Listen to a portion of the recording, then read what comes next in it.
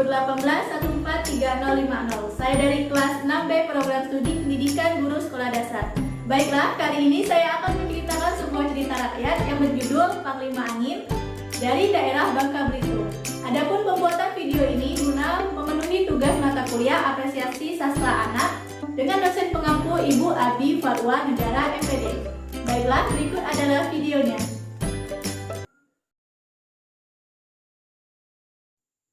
Alkisah pada zaman dahulu kala di Kota Mentok, Bangka Barat.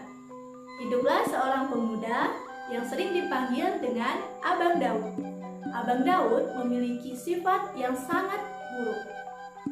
Abang Daud sering membuat onar sehingga membuat para warga pun resah.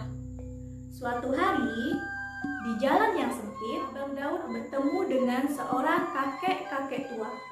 Dia pun berniat jahat kepada kakek tersebut sambil bergumam, "Wah, itu adalah mangsaku berikutnya. Aku akan merampas semua barang-barangnya." Tak lama kemudian, "Hei, kamu jangan berniat jahat kepadaku. Aku tahu semua niat jahatmu." Betapa terkejutnya Daud ketika mendengar hal tersebut, sambil berkata, "Maaf kek, saya tidak berniat jahat kepadamu.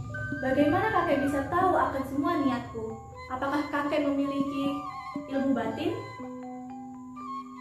Tak lama kemudian kakek pun pergi tanpa menjawab pertanyaan dari Daud.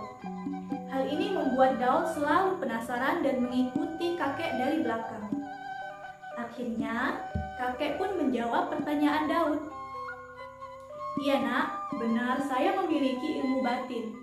Hal tersebut membuat Daud ingin menjadi salah satu murid kakek tersebut. Kakek tersebut merupakan pendekar silat yang terkenal di Kota Mentok. Akhirnya kakek tersebut mengizinkan Daud menjadi salah satu muridnya. Keesokan harinya, Daud pun mulai belajar ilmu silat kepada Pek Longguan dengan bersungguh-sungguh dan rajin. Hari demi hari pun berlalu. Akhirnya Daud memiliki niat untuk pergi merantau ke Tanah Melayu, Kota Palembang. Tak lama kemudian Daud pun meminta izin kepada kakek Longguan. Setelah mendapatkan izin, Daud pun pergi ke pelabuhan Mentok dan menumpang salah satu kapal. Pemilik kapal pun berpesan kepada Daud, "Daud, jika kamu mendengar suara kokok 3 kali di waktu maghrib, jangan pernah sekali-sekali kamu menjawab kokokan ayam tersebut." Hal tersebut diiyakan oleh Daud. Tak lama kemudian, Daud pun sampai ke Tanah Melayu, Kota Palembang.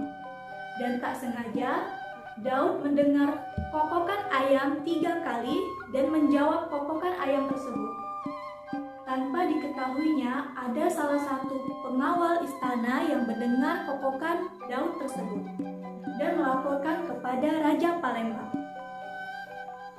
Hal tersebut membuat Raja Palembang marah dan meminta pengawalnya untuk mencari Daud dan membawanya ke istana.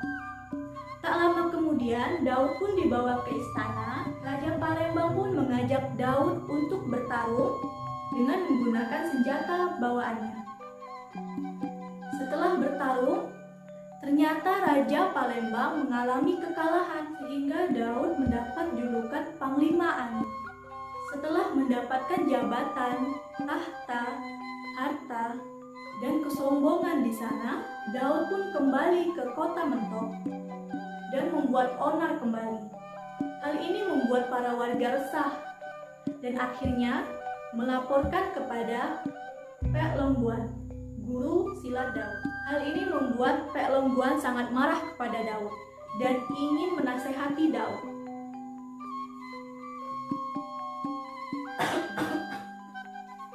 "Daud, tolong kamu berubah. Kamu jangan membuat onar para warga lagi." Mendengar hal tersebut, Daud pun marah dan berkata, "Sudah, aku bosan mendengar perkataanmu. Aku sudah muak mendengar semua nasihat." Setelah mendengarkan perkataan tersebut, Kakek pun mengiyakan pernyataan Daud dan berencana untuk meminta tolong kepada Daud membantunya mengambilkan air di sungai. Daud pun tahu akan siasat jahat atas gurunya tersebut dan berencana untuk membunuh gurunya terlebih dahulu. Daud pun melakukan rencana jahatnya tersebut. Hal itu membuat kakek terjatuh dan mengalami luka parah. Dengan sekuat tenaga, kakek pun melawan Daud dan Daud pun terpental ke sungai, tenggelam dan mati di sana. Inilah akhir dari cerita Panglima Angin. Pesan moral dari cerita ini adalah kita tidak boleh menyombongkan diri akan semua jabatan yang kita miliki. Harus ingat akan pesan-pesan baik yang diberikan orang lain. Baiklah, sekian cerita dari saya. Apabila ada kesalahan, saya mohon maaf. Assalamualaikum warahmatullahi wabarakatuh.